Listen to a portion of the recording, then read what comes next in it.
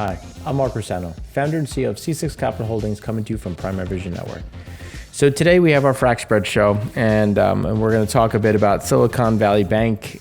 For those that watch the econ shows, we talked about some of the concerns we had across some of the smaller banks. About 2 weeks ago, 15 days to be exact, was when we last spoke about it. And we wanted to look at some of the recent data that's come out and some of the recent movements that we've seen on the crude front as well, because we've seen some additional discounts come through the physical market, which again is something that we had called for in the EIA show.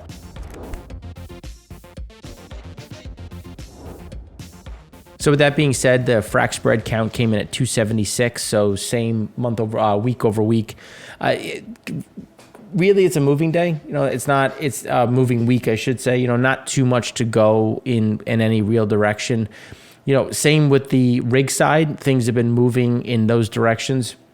We've actually started to see a bit of a decline in labor cost, just based on when we look at some of the labor pricing following a sizable increase over the last 2 years. Again, nothing very similar to what we've seen everywhere. It's just that we've started to see some of the wages slow down, which means that they're starting to get a bit saturated and they're not bringing back a whole lot of equipment all that quickly, which is why you're going to start to see that balancing out.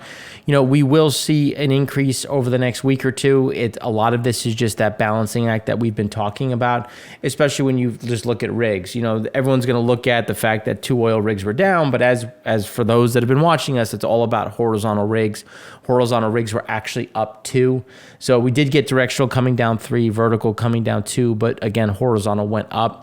And that's that shift that we keep talking about, keep referring to, and that's going to be the case as you start to see that balancing out between rigs and spreads. They're going to continue to start moving up, and they should be in a lockstep with spreads moving a little bit faster than rigs, but again, all moving in the upward trajectory as we go through spring. Now, when we look at China's super tankers, you see another increase in imports from China going to China. And it's important to understand that, because when you look at this number, you can see that there's a big increase of imports going into China, but yet there was a decline in pricing coming from Angola. So where is the crude coming from? I'll give you 3 guesses, and one of them is Russia. So again, they're bringing in more Russian crude. They're not bringing in a lot of the West African crude, and that is getting left in the water. Then when you look at Middle East, Saudi didn't pick up anything above their term contracts, which just means that, again, there's going to be another slow buying period from Saudi, given their where they priced everything. And it's one thing that we wanted to touch on is Saudi and Iran have sat down. They've broken bread. They're working towards addressing their differences, I think, is the best way to do it. And it was being facilitated by China, Oman. And that's something that makes a lot of sense. And we'll talk more about that on the insights. But realistically, why they're doing it? Well, one, if you think about Iran, they're losing a lot of support and stability within the country. And the oil industry has gone the way of the protesters. And that was a pivotal moment in 1979. And that isn't lost on them. They're losing their support from Russia. They're getting decimated in Yemen, in Syria, and they're losing a lot of money to support these other proxy battles, and they need some sort of stability coming from China and India, and trying to compete more with Russia product dumping in, and they need that support because that they're not getting from Russia, because Russia was sending them equipment, they were sending them scientists. Now they would need to get that from elsewhere, and why not look across the Persian Gulf? So here, when we look at Singapore, you can see that there was a small decline. A lot of that was driven by light distillates, as we had an increase in middle, as well as a small decline of resid. Again, light is going to bounce around, but the middle distillate is going to be the one to watch, because that's where we see a lot of product dumping into the market, especially coming from Russia. Russia's ramping up its diesel supplies to Saudi Arabia using ship-to-ship transfers. In addition to direct supplies, exporters of Russian diesel are trying to save on a new, longer, and therefore costly route after a full EU embargo. And again, that's something that we've been talking about, so that you're starting to see that show up. Then when we look at at Europe, small decline in gasoline, small decline in gas oil, but again, gasoline's still at record highs, and gas oil is going to start kind of dwindling down. And the fact that it's gotten a bit colder there, that's also going to pull down some of that gas oil a bit faster. When we look at activity on the gasoline side, things are fairly where they normally are for this time of year. When you look at Europe, nice little bounce off the bottom.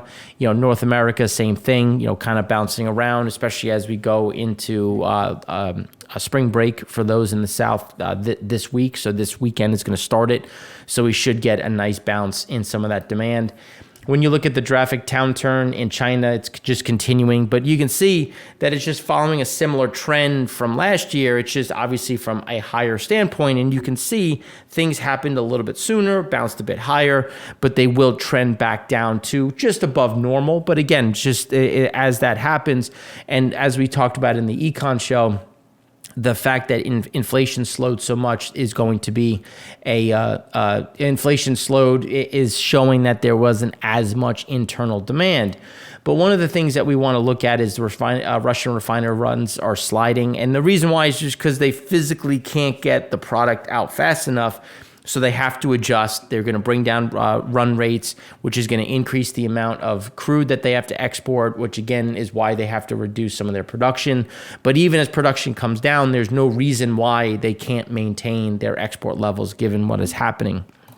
Now, for those that have been following us, we talked about the potential risks in small banks. And it was a lot of it because they were losing some spare capacity on the deposit side. They had to increase their bad debt expense. So there was a lot of pressure that was coming. And now, as you can see here, the Fed tightening cycles, again, it's always going to break something, because when you have zero interest rates for so long, people do stupid things with the money. They don't do due diligence. They lend at ridiculously low rates because why not? Money's free. And it causes something to break. And I want to look back to the 60s and 70s, that even though you had things breaking, you didn't get a huge pivot in some of those rates, especially when you look at the early to mid 70s. And that's important, because even though that there was a bank issue, it's not going to stop them. Because when you look at we're going to talk about it in a minute. Jobs came in strong. Inflation is still elevated. Those things are there. And this is what we've been talking about. The fact that they waited so long to do this now means that there's no choice but to go up. And that's going to be an underlying problem as the stress grows. When you look at non-farm payrolls, expected to be at 225, came in at 311. Unemployment rate picked up a bit. The unemployment rate picked up because participation rate picked up. And as you are recognized as looking for work, you can then be, are considered unemployed if you don't have a job yet. But average hourly earnings, missed estimates, expected to be at 0.3, came in at 0.2. So you're starting to see kind of that mixed bag, but the problem is inflation's still going up as we're getting some of that weakness in wages. Here, the 3-month annualized percent change in average hourly earnings eased to 3.6%. But keep in mind, there's the mix shift effects, given wage gains are stronger at lower end of the income spectrum. But even year over year, 3-month level, you have hourly earnings up 3.6%, but you have inflation still well over 5%. So again, you're seeing some of that, why you're still seeing some of those pressure points. And we're going to talk more about that. Not next week, I'll be in San Francisco, but the week after, we'll cover some of these different pressure points. Worth keeping in mind that the U.S. economy has added 2.02 million non-farm payrolls over the past 6 months. The rate of change is down considerably from the peak, but again, still higher. And it's just, we're coming into a pressure point, which is why even though we're still adding these jobs, it's going to slow, it's going to roll over, and that's going to be additional pressure.